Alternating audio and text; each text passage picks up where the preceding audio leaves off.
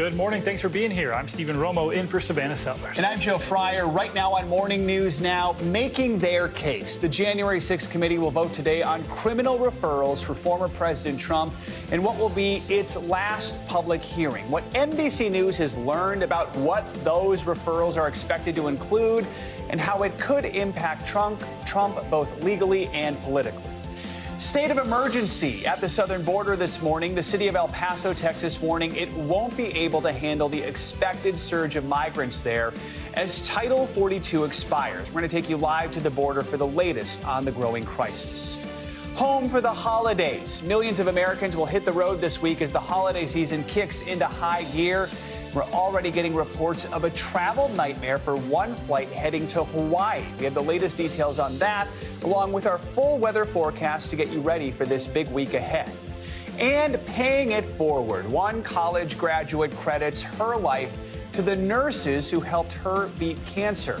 Now she's honoring them by becoming a nurse, too. We'll share her story and how her journey to being cancer-free is coming full circle. And that comes from Savannah Settlers. Excited to bring you that story coming up a little bit later this hour. We're going to begin this morning, of course, with the January 6th committee's final hearing. It is today, capping off an 18-month investigation. Yeah, and NBC News has learned that the committee plans to recommend the criminal prosecution of former President Trump on at least 3 counts related to the attack on the Capitol. NBC News senior congressional correspondent Garrett Hake now with the latest. Nearly 2 years since the attack on the Capitol itself, today marks the committee's final opportunity to make their case in public about who should be held responsible. The committee intends to tell the American people and the Department of Justice that they believe it is Donald Trump who should be held accountable and criminally charged, the first ever such referral for a former president. The January 6th committee will vote today to recommend federal criminal charges against former President Donald Trump for his role in inciting the attack on the Capitol. The committee will make a final public presentation this afternoon, where they'll vote to adopt the report they've spent 18 months compiling and plan to announce referrals to the Justice Department for crimes including obstruction of an official proceeding, conspiracy to defraud the United States, and inciting an insurrection. This is someone who tried to interfere with a joint session, even inciting a mob to attack the Capitol. If that's not criminal, then I don't know what is. Committee members huddling over the weekend to finalize their plans, including referring members of Congress who defied subpoenas to the House Ethics Committee. We've been very, very careful in crafting these recommendations and tethering them to the facts that we've uncovered. The referrals to the Department of Justice, where Special Counsel Jack Smith now oversees an ongoing investigation into Mr. Trump's conduct around the attack on the Capitol, will carry no legal weight, but historical significance as the conclusion of the committee's work. Since its formation a year and a half ago, the committee of 7 Democrats and 2 Republicans has conducted more than 1,200 interviews, sifted through hundreds of thousands of documents, and issued more than 100 subpoenas, including one to the former president, who did not respond. The committee has long argued Mr. Trump's attempts to overturn the election results. We fight like hell, and if you don't fight like hell, you're not going to have a country anymore. And his directing of a mob of supporters at the Capitol on January 6th amounted to an attempted coup. Mr. Trump on social media on Sunday attacking the committee as, quote, corrupt cowards who hate our country. The committee today marks the start of a potentially rough week for the former president's 2024 campaign. Tomorrow, a separate House committee is set to vote to release portions of his tax returns. Then on Wednesday, this committee's entire report is expected to be released to the public. It amounts to a blizzard of bad news for a campaign that is yet to hold a public event since its announcement, and which is already seeing a slide in support among Republicans in public polls. All right, Garrett, thank you. Let's bring in NBC News legal analyst Danny Savalos for more on this. Danny, good morning to you. So let's just start with going over the basics, the questions I think a lot of people have. First of all, these referrals by the committee, do they carry any legal weight whatsoever? And is the DOJ required to act on any of these referrals? Zero legal weight, zero obligation for DOJ to respond. Now, that doesn't mean DOJ won't happily take this evidence in a convenient flash drive or an accordion folder and look at it. It may be helpful to them, but keep in mind, DOJ has its own own methods of obtaining evidence, methods that are far superior to whatever the January 6th committee has.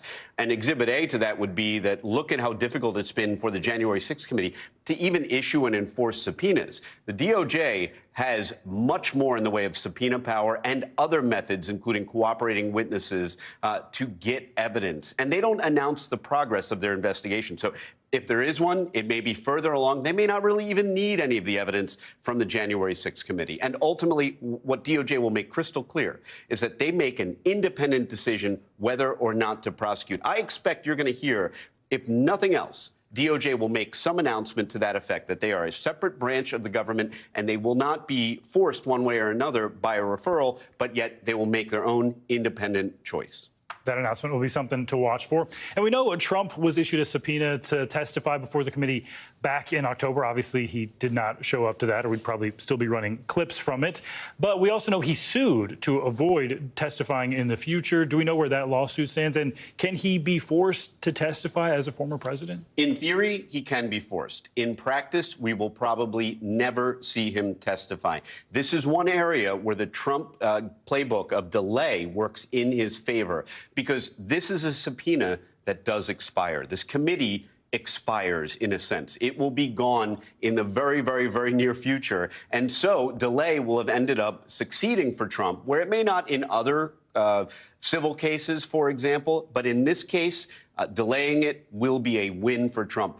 There is no chance you will ever see him testify or give evidence for the January 6th committee. I think everybody already knows that. So the status of the lawsuit matters not as much as the fact that all of these subpoenas have an expiration date, and it is essentially now. So if the DOJ did move forward with any sort of charges here, and of course we don't know if that's going to happen, I mean, how likely do you think it is that they're going to use public hearings, public testimony, things that were gathered from the January 6th committee in order to try and prove their case? I mean, do we think that there could be very well parallel cases going on here, or could the DOJ come out with its own stuff and say, no, this is why we did or didn't do what we did? If there is a trial, DOJ will certainly use demonstrative evidence in the form of exhibits, but they would likely not use exactly what the committee uses, if for no other reason than to come up with their own evidence and at least achieve the mission of appearing independent. I know I've said that word about 4 times already, but DOJ needs to be extra careful. And that's why, frankly, I think this criminal referral from a politics standpoint is a bit of a stumble for the January 6th committee, because it's a no-win situation. If DOJ accepts that referral and prosecutes, then this will look like a political prosecution. If DOJ declines to prosecute, that is a statement, so to speak, that January 6th committee was wrong about the criminality of their referral. So I think all in all, this may have been a political mistake. All right, we'll see. Danny Savalos, appreciate your expertise. Thank you. And be sure to keep it here with continuing coverage of the January 6th committee's final meeting kicking off at 12:30 p.m. Eastern Time right here on NBC News Now. Well, border cities in Texas are bracing for a surge of migrants entering the U.S. as the pandemic-era Title 42 policy reaches its expiration date. A state of emergency has already been declared in El Paso, where officials are still dealing with the recent caravan that brought hundreds of asylum seekers. Texas Governor Greg Abbott warns total chaos may follow the removal of Title 42. NBC News correspondent Guad Venegas joins us now from Mexico with the latest on this. Guad, good morning. Hi, good morning. It is freezing in Ciudad Juarez here across the border from El Paso. Now, this latest surge at the border began last week when more than 1,000 migrants arrived right here at once. They lined up for days. They were being processed over the last few days, with more arriving by border officers entering El Paso, where they're seeking asylum. We know that city officials on the American side, local officials in El Paso, have said they are overwhelmed and they just can't handle the load anymore. This morning, major concerns over the new surge of illegal crossings at the U.S.-Mexico border just days before the lifting of Title 42. If the courts do not intervene and put a halt to the removal of Title 42, it's going to be total chaos. The COVID-era public health policy, known as Title 42, allows the federal government to quickly expel migrants and deny asylum at the ports of entry, now set to expire Wednesday. On Friday, a federal court blocking an effort by GOP officials in 19 states to keep the policy in place. Republicans expected to bring the case to the Supreme Court. In El Paso, Texas, shelters are overwhelmed, leaving migrants sleeping in the streets. We see a lot of families out here. We see that the temperature's cold, and I guess it gets to a point where they could become desperate. So they spent the night here. He says it was really cold last night, and they're getting free food, waters. Overnight, the city's international airport serving as a campsite for many. Mayor Oscar Leeser declaring a state of emergency over the weekend. We know that the influx on Wednesday will be incredible. It will be huge. Senator Joe Manchin urging President Biden to extend Title 42 by executive order unless Congress is able to pass emergency legislation. We need an extension until we can get a viable answer for this. Right now, this is unattainable. This is wrong. Now, it is 30 degrees here, and with the wind chill, it feels even colder. Local police officers here in Juarez told me that a lot of the migrants that were sleeping here these last few days waiting to cross had to seek shelter in some of the homes nearby and some of the shelters where they're allowing them to go inside. Now, as the sun begins to rise, we are seeing some migrants arriving here, lining up to cross into the U.S. and seek asylum. And now what is unknown is with the expected end of Title 42 here at the border, how many more thousands of migrants are making their way to the U.S.-Mexico border to eventually end up in places like these and seek asylum. Stephen? A lot of variables at play. Guadalupe Venegas and Ciudad Juarez. Thanks so much.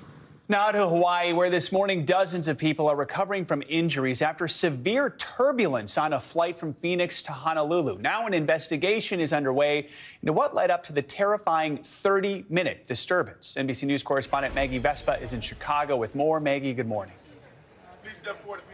Hey, Joe, good morning. Yeah, as you said, very scary moments for everyone on board that Hawaiian Airlines flight yesterday. 36 people injured, 11 of them seriously. This as you can see, a holiday travel stretch, a potentially record-setting one gets underway amid the backdrop of potentially more severe winter weather.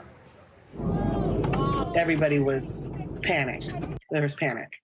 Terrifying moments in the sky Sunday after a Hawaiian Airlines flight headed from Phoenix to Honolulu hit severe turbulence, sending passengers and crew flying out of their seats, causing significant, but so far not life-threatening injuries. People were hitting their heads in the ceilings, and I was grabbing the seat in front of me, the top of it, to hang on, even though I had my seatbelt on. FAA officials say the Airbus A330 was carrying 278 passengers and 10 crew members. Roughly 30 minutes before landing, it hit an unstable and unexpected patch of air. Passengers describing it as the most turbulent flight they'd ever taken. The plane shook, and then it went into a sudden drop. Kind of like how you would go into a drop on a roller coaster. A mass casualty emergency was triggered, sending dozens of firefighters and paramedics to the scene. The hospitalized patients, including a 14-month-old baby, suffered head injuries, cuts, bruises, and nausea.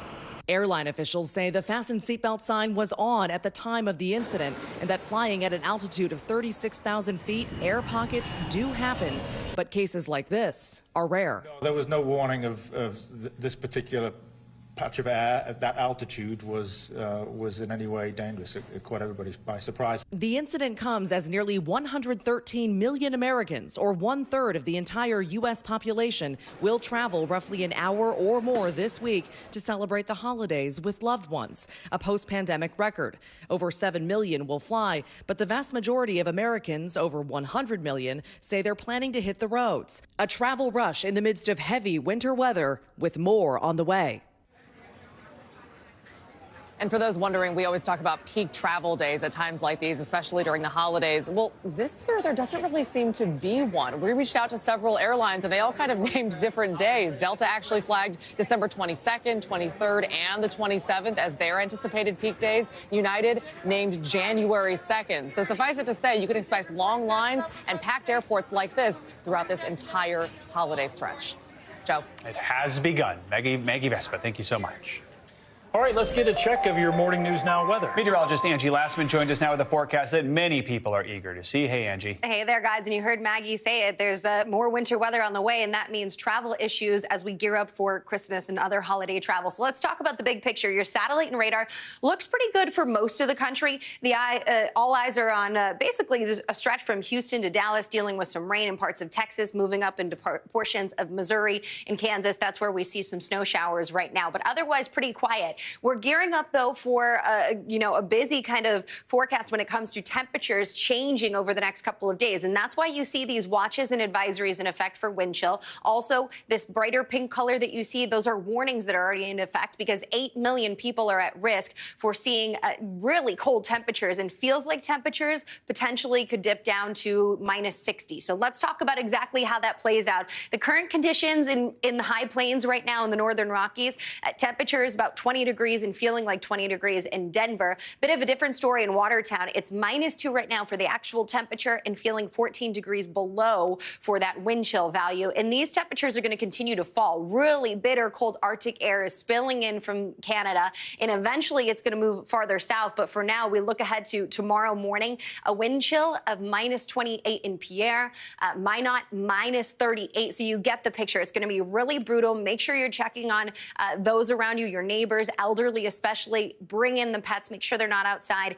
And the livestock, that's going to be something we're going to have to potentially watch for over the coming days as well, because there has to be a plan. These conditions are really brutal here over the next few days. And it gets into St. Louis. Look at this temperature change. 24 degrees on Thursday, -1 on Friday. Nashville drops down to just 10 degrees by the time we get into Thursday as well. So you can see these big temperature swings are going to happen across the country. And we're not leaving the South out either. Tampa, 59 on Friday, 36 on Sunday. So it'll be a cold Christmas for many folks, and maybe a white Christmas for some. Minneapolis to Chicago and into Detroit will be dealing with the potential for a winter storm to work through and bring us with some snowfall. You see how it works through over the next couple of days. It kind of starts Wednesday into the high plains and the northern Rockies, bringing some snowfall there. So watch for any travel plans that you may have to those areas. And then this is the real concern for those bigger, more metro areas, the hubs for travel, Chicago, into places like New York, Washington, and even as far south as Atlanta. They'll be dealing with rain, but still impactful. That system continues to move through as we get into Friday. And on the backside of it, more snow for folks in the Midwest. So if folks are looking for a white Christmas, they've got it in places like Michigan, Ohio, and Illinois. Along the coast, the I-95 corridor, Boston to New York, Washington, it looks like more of a rain event. But we could end up maybe Friday with a few snow showers. I think this will be something that we'll have to keep a close eye on here as we get through the next couple of days, guys. But Christmas overall, plenty of time from now until then to make your way out and finish up some of those errands, but just bundle up for sure. No kidding. I'm heading to Minneapolis on Christmas Eve, so it'll be snowy and cold. Very cold. And remember, if it's below 25, you could get frostbite within 30 minutes. So really, really dangerous situation. So we'll watch it. Grab those scarves. All right, Angie, thank you. Well, Argentina has been crowned champion following a dramatic win against France in the World Cup. The game was filled with plenty of goals and last-minute twists and has been hailed as one of the greatest finals in recent history. Thousands of fans took to the streets of Argentina's capital, Buenos Aires, to celebrate yesterday's thrilling victory. NBC News foreign correspondent Megan Fitzgerald joins us now from Doha with more on that. Good morning, Megan. And soccer fans couldn't have asked for a more exciting final, Megan. Sorry to interrupt you there. Walk us through some of those biggest moments, if you will. No, tell me. Yeah. I mean, seriously, you couldn't have asked for a better game, really. So exhilarating. I really think this is the best match we've ever seen. I mean, Argentina coming out hungry for this win in the first half. 2-0 going into the half. First goal scored by Lionel Messi in a penalty kick. Everyone at this point convinced that this is Argentina's game. France just didn't look like they were there to play. They looked sluggish. But then going into the second half, a completely different story, a game changer. Star player from France, Kylian Mbappe, literally carrying the team on his shoulders. 80 minutes into the game, he scores a goal. A minute later, another goal. Argentina answers back. It's now 3-2. Kylian Mbappe with a hat trick, a third goal. That's enough to send this game into penalty kicks. You know what happens after that. Argentina with the win, Messi hoisting the cup. It was such a game. It was such a game, guys. And Megan, this could be Lionel Messi's last ever World Cup. How much does this victory mean to him and to Argentina as a whole? You know, this is huge. We're talking about a guy now, rightfully, the best to ever play the game. He had, up until this point, practically every major title in soccer except for one, the World Cup. He has that now. You have to believe that his team was rallying behind him, wanting to get this just as much for themselves as they did for him. I want you to take a listen to what the fans had to say. How are you feeling about this win? Come true. Seriously, we can't believe it. We can't believe it. I cannot express how happy I am. I cried, happy tears, sad tears, and then happy tears again. This was a roller coaster of a game. How do you describe this game? I really cannot describe it. It was just out of this world. I didn't expect it to go this way. I mean, this city was painted blue and white for Argentina. There was a victory parade leaving the stadium last night ahead of the team's flight back to Argentina. You can only imagine the millions of people and the excitement they're about to walk into when they touch down in Argentina. So many tears, happy and sad. So, Megan, of course, the World Cup now over for another 4 years. What's this tournament going to be remembered for? You know, it's a good question. I mean, you guys and I have been covering this and talking about the controversy after controversy, the upsets after upset. But, you know, overall, this has been a very successful tournament. It really has gone off for the most part without a hitch. But, of course, this is a tournament that was shrouded in this controversy, from the LGBTQ rights, the fact that you can't be openly gay here, to the human rights, questions swirling about how many people died while building the infrastructure for this game, the tournament. I mean, you know, there were 8 stadiums that had to be built, roads and bridges, hotels, airports, metro systems, you name it. But we had an opportunity to sit down with the United States ambassador to the UN and asked her, why is it that the U.S. keeps relationships with countries like Qatar? I want you to listen to a little bit of our conversation. We hope that we can influence those countries to make changes, to accept people who are different, to look at new ways of doing business in their country. You're seeing that impact here in Qatar. We certainly are seeing that impact here in Qatar. More needs to be done. This certainly is not perfect, but I think we've started, and we're seeing progress. The ambassador saying that changes have been made, but certainly time will tell just how meaningful those changes will be here in Qatar after everyone leaves. Back to you. A lot was going on off the field as well. Megan, thank you so much. Coming up on Morning News Now, holiday service. Troops stationed abroad don't get to be home with their families for the holidays, of course. So how do they get by during this time of year? We'll share their stories when we come back.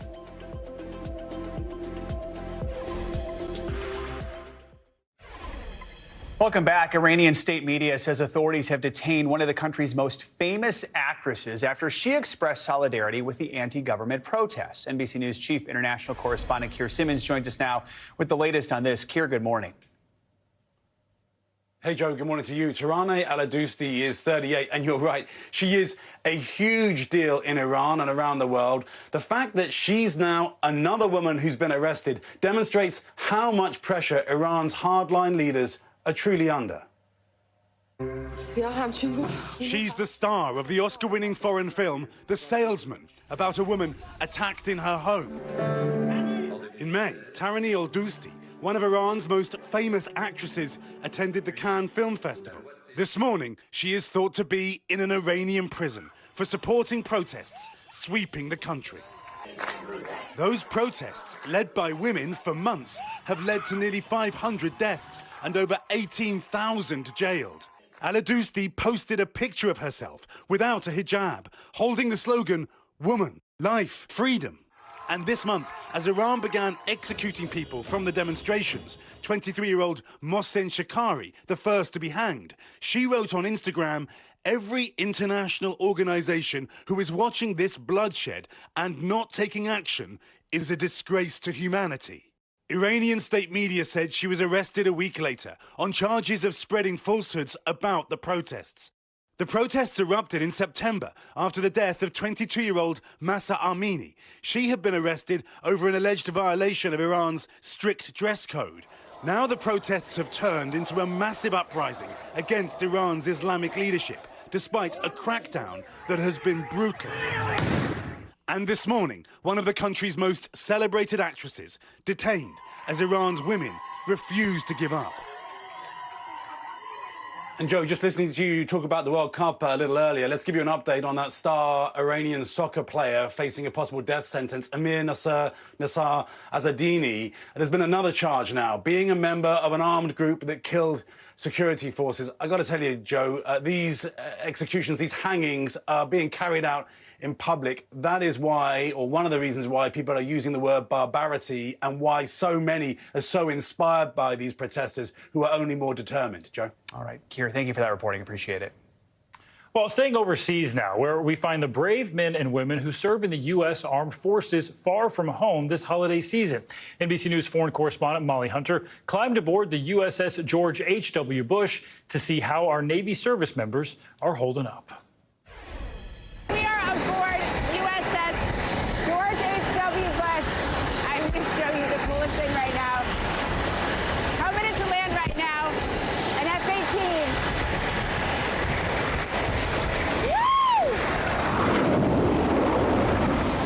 On the flight deck on the massive aircraft carrier USS George H.W. Bush, flight ops are underway. The hotshot fighter pilots, naval aviators today flying F-18s. Combat ready, always. Then it was my turn. Shooting off the catapult, not quite at Top Gun heights. We're in a cargo plane, but still feeling the need for speed. As part of the core mission of deterrence, the Sidewinders of Strike Fighter Squadron 86 participated in NATO exercise Neptune Strike back in October. But below deck, everyone's getting in the holiday spirit. What happens here? So I see a Christmas tree. I hear lots of food happens. We have the whole month dedicated to Christmas movies. October was spooky season. Now we have Christmas season. Okay, what are the Christmas movies on top? Like The Holiday, Love Actually. Die Hard. Oh, okay. Cool. Obviously. Oh, okay. Top Gun, great Christmas movie. Yeah. Command Master Chief Stephanie Canteen from the Bronx, mother of 4, has been in the Navy 27 years, spending many holidays on board. It's going to be hard, but while we're here, make the best of this time right here, because we're family as well. Yeah. What happens here on Christmas?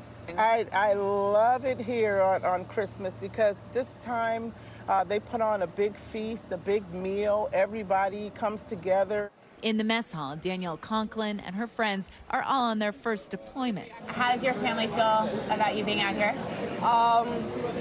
They're all so excited for me because I have a really big family and we didn't come from much, so I'm like out here, you know? Doing it. Yeah, seeing the world. I joined a fly F-18. Captain Dave Pollard, fighter pilot and father of 3, is spending his first Christmas away in 26 and a half years. And leading the young people on board, he turns to its namesake as a guide. Some of our mottos that we have on board the ship come right from President Bush, and he lived a life of service. And so we're very focused on that. So we select a few sailors every year. Setting the tone from the very top, Rear Admiral Dennis Velez, Puerto Rican native, father of 3. He has served 31 years. And with a war going on in Europe, he says, it feels different out here. One of the things that is really interesting about this deployment for me is that we see the Russians operating in the Mediterranean on their own. For us, it's just a signal of how unified NATO is. And how strong it is right now. It is the best that I've ever seen. The commitment, the dedication, 7 to 8 months away from family, is steadfast.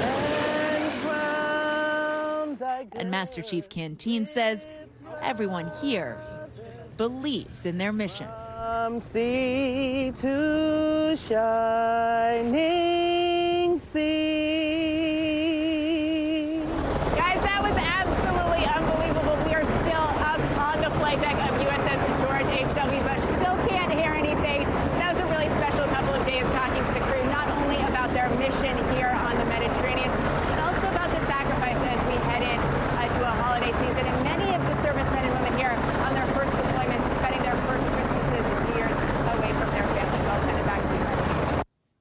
That is hard to beat. All right. Thanks so much, Molly. Now to international news. In Thailand, more than 24 sailors are missing after a warship capsized. Yeah, concerning stuff. Ali Arouzi joins us now from London with that and more. Good morning, Ali. Good morning, guys. That's right. The Thai military have launched a search and rescue operation to try and locate 33 Marines after their ship went down in choppy waters in the Gulf of Thailand. A search party of 3 Navy vessels and 2 helicopters were dispatched to a province south of Bangkok after the warship went down. An overnight rescue mission saved 76 of the 106 people on board. China reported its first COVID-related deaths in weeks today amid rising cases that are spreading through cities after the government relaxed strict antivirus controls. The 2 deaths today were the first to be reported by the National Health Commission since December 3rd, days before Beijing announced that it was lifting curbs, which had largely kept the virus in check for 3 years, but triggered widespread protests last month. Health experts say China may pay a high price for taking tough measures to shield a population that now lacks natural immunity to COVID-19. And finally, a Libyan environmental group has started a campaign to plant 100 trees in the northeast of the country threatened by drought and climate change. The Libyan Campaign for Reforestation Initiative organizes a yearly event in December for planting various areas across the country. Every year, climate activists devote time to plant some trees in hope of preserving and restoring the green cover that is in decline.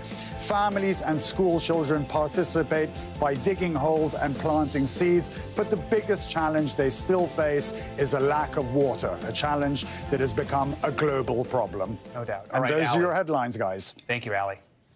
Well, over the weekend, King Charles marked 100 days on the throne. And in that short time, he's dealt with a lot of challenges, among them the rift between his son Harry, his daughter-in-law Meghan Markle, and the rest of the royal family following the release of the couple's explosive new Netflix docuseries. NBC News foreign correspondent Molly Hunter brings us a look at that.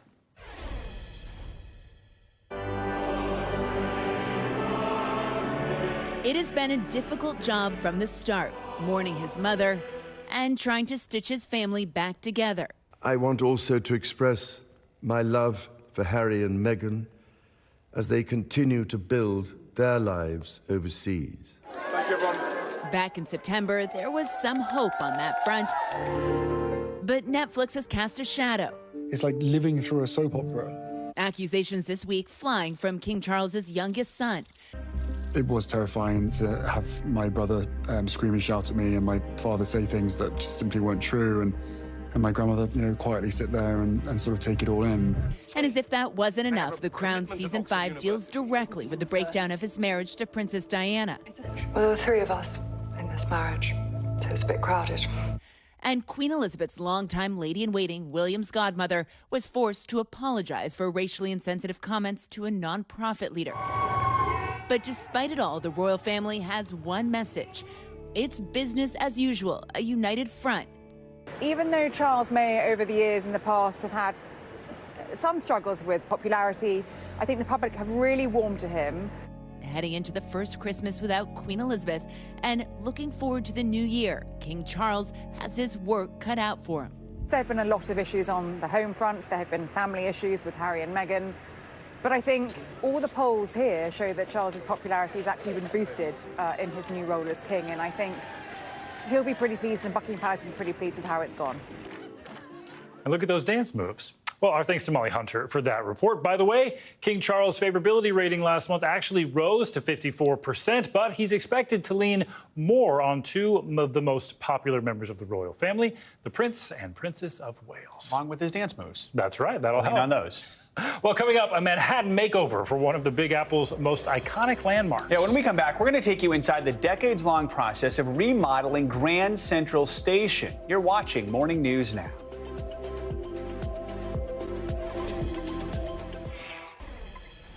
We're back this morning with the latest on the hunt for answers surrounding the murders of 4 college students in Idaho last month. As time passes, the victims' families are still left wondering why there are so few clues. NBC News correspondent Steve Patterson joins us now for more on that. Good morning, Steve. And, Stephen, we spoke with the lawyer for one of the victims' families, and they are far from satisfied with the job that authorities are doing on this case. The family of Kaylee Gonzalez met with lead investigators about 1 week ago to voice their concerns. Now their attorney is calling for a possible change in leadership. Take a look. As the hunt for a killer stretches into its 6th week, frustration with the effort is only mounting for at least one of the victims' families. I'm not sure they're capable of handling a quadruple murder. A lawyer for the family of Kaylee Gonzalez, one of the 4 students killed in this home near the University of Idaho campus, questioning how police have managed the investigation. If they are in over their heads, then acknowledge that and turn the investigation over to someone who's more versed in handling these types of matters. And saying that while the family supports law enforcement, the Moscow police have done a poor job of communicating with the grieving Gonzalez family. A spokesperson for the Moscow Police Department says they are dedicated to supporting and communicating with the families of the victims. With the holidays approaching, police insisting they won't stop searching for clues in the murder of Kaylee Gonzalez, Maddie Mogan, Ethan Chapin, and Xana Kernodle.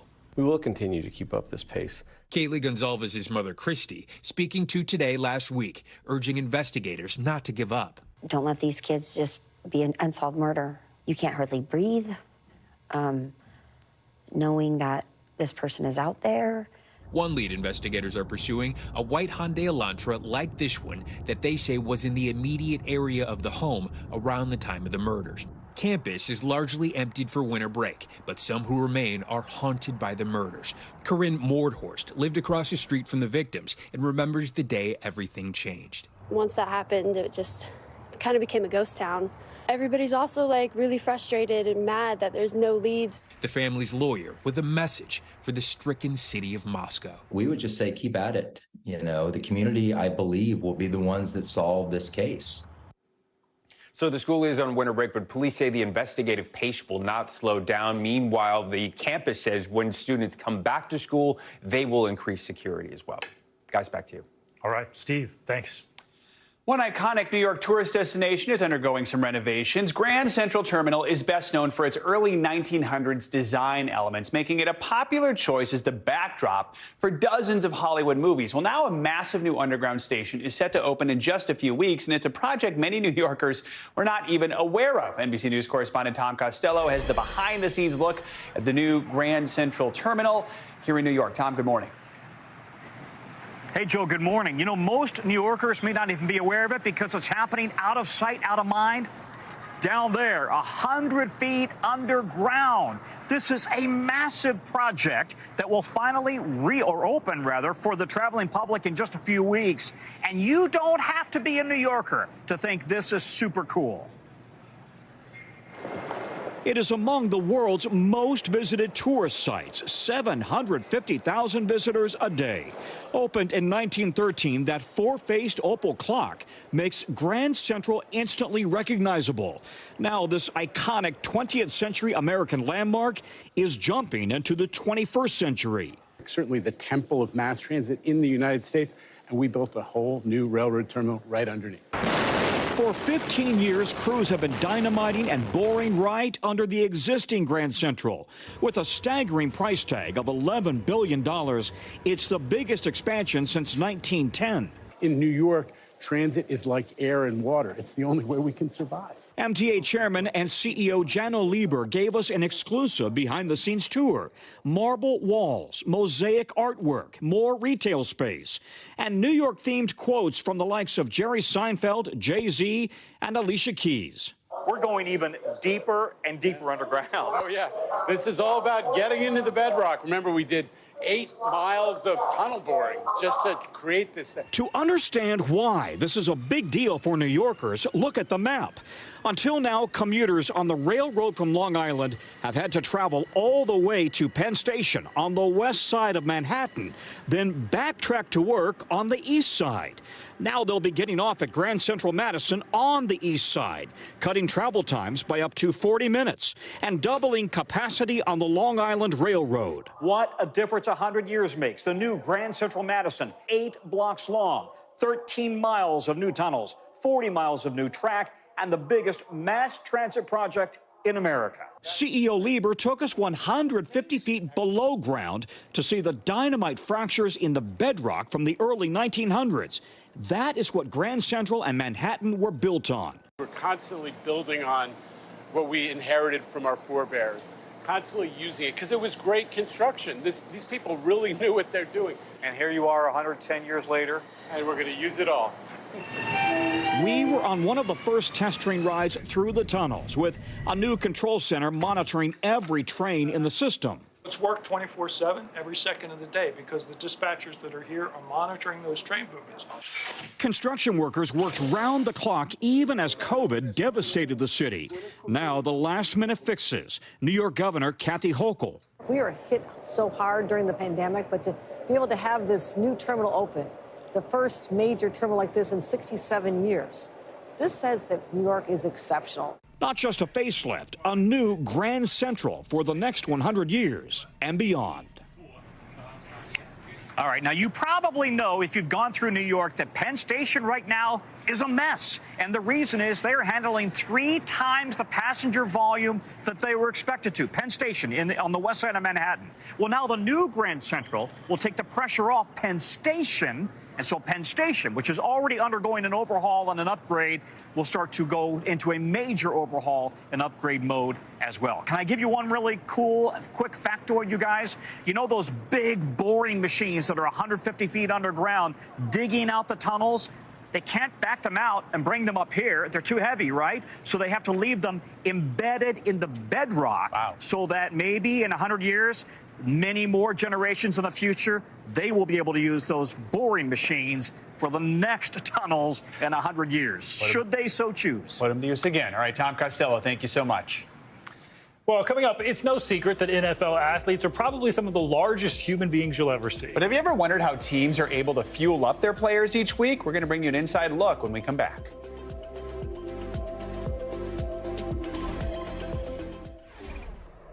We're back now with some financial headlines, starting with the battle between Microsoft and the FTC over a $75 billion deal to acquire the video game publisher Activision. CNBC's Savannah Hanau joins us with that and other news this morning. Good morning, Savannah. Stephen, good morning to you. So Microsoft plans to challenge the Federal Trade Commission's lawsuit to block its $75 billion deal to buy Activision Blizzard. The Wall Street Journal reports Microsoft will argue it's an underdog in developing video games. The FTC alleges the deal is anti-competitive because it would give Microsoft the ability to control how consumers access Activision games beyond the Xbox. Twitter makes more changes to its policies and then makes changes to those changes. Yesterday, the company announced it would ban accounts that post links or usernames to certain prohibited rival social media platforms, including Facebook, Instagram, Truth Social, and Mastodon. The ban would apply to accounts created solely for the purpose of promoting those sites, although cross-promoted posts would still be allowed. Just hours later, in response to the backlash, Elon Musk tweeted the policy would be adjusted to fall under the no spam rule. And Apple has reportedly dropped out of the bidding for the NFL Sunday ticket. Puck News says Apple backed out because it doesn't see the logic in the deal and not because it can't afford the NFL's rumored $3.5 billion asking price. Talks between Apple and the NFL have dragged on for months. Amazon and YouTube are now seen as the front runners. It's a full-time job keeping up with those Twitter changes, Savannah. It really is. It really is. Thanks for bringing up all those headlines for us. You got it.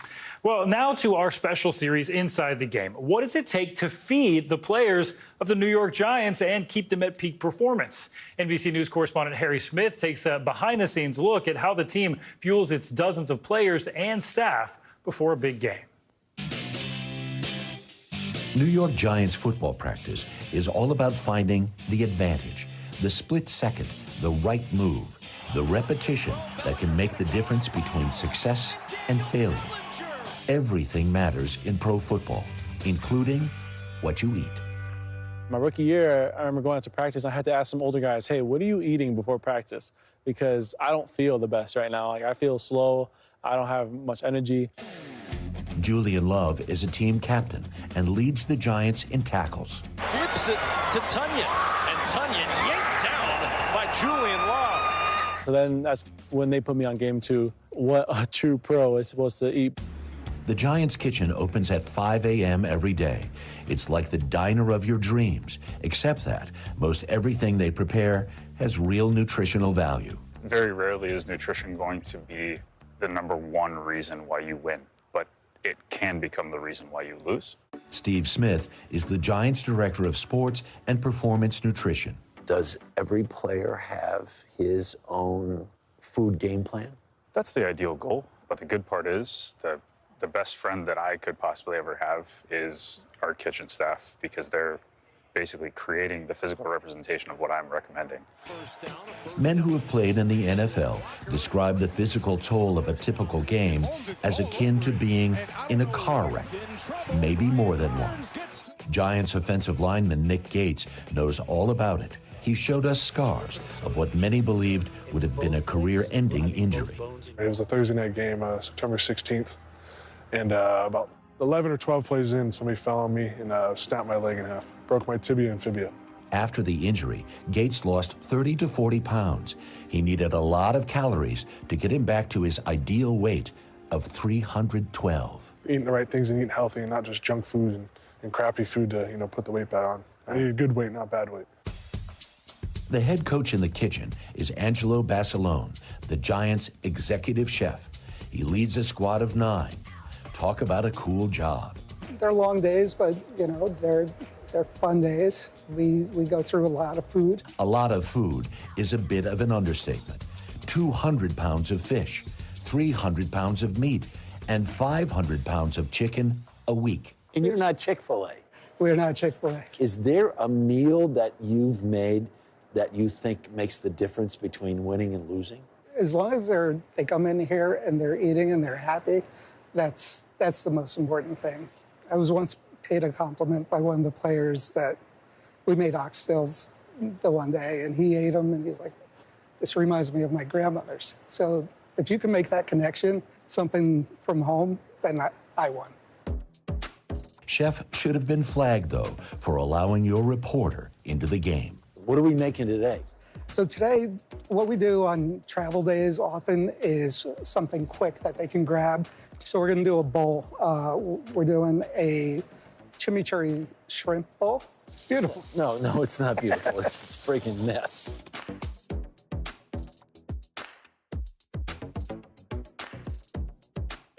Awesome. Thank you. Absolutely awesome. Take a look at that, will you? So you want to grow up to be an NFL player for the fine dining. It's a great reason. Our thanks to Harry Smith for that report. And if you're wondering what Nick Gates' cheat meal is, it's not burgers, it's not pizza, it's a ton of sushi. All right, we'll be back with more Morning News Now right after this.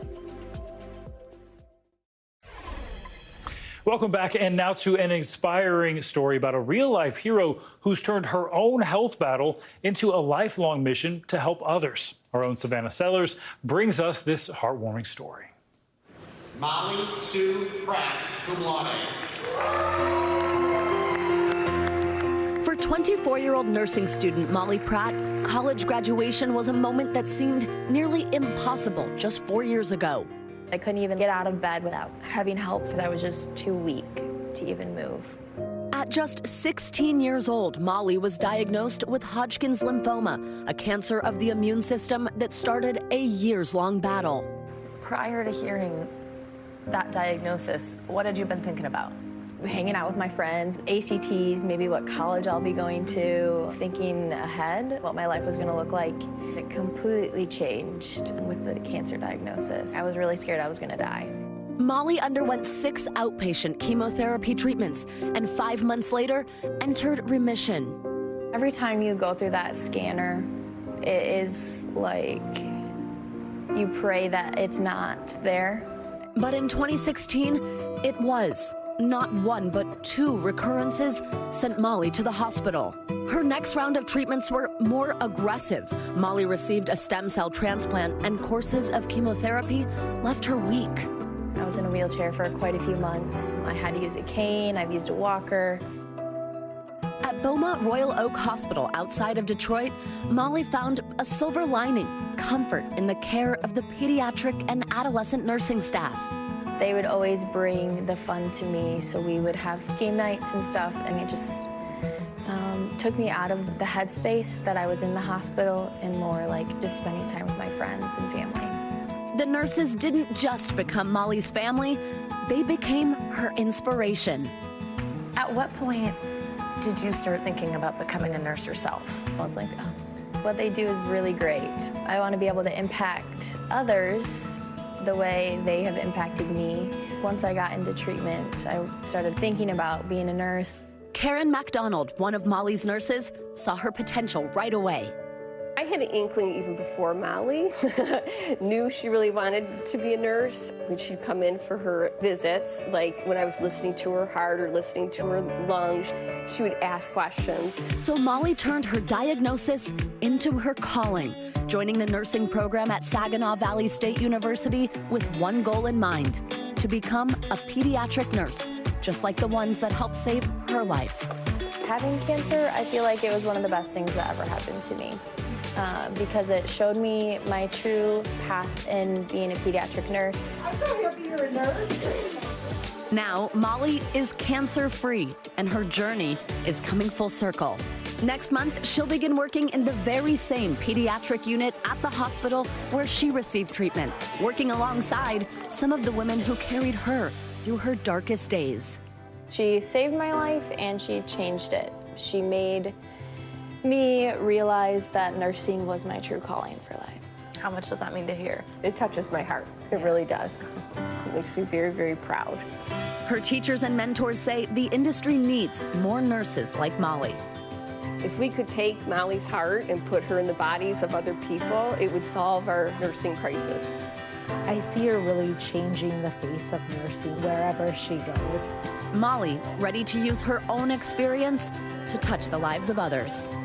I'm looking forward to just being that light in everyone's dark tunnel. I want to be that little ray of sunshine in their care, be able to share kind of my experiences with them too, be just like the nurses that I had in my care. So cool. Our thanks to Savannah Sellers for that report, and congratulations to Molly and all the new nurses graduating this season. That's going to do it for this hour of Morning News Now, but your news continues right now.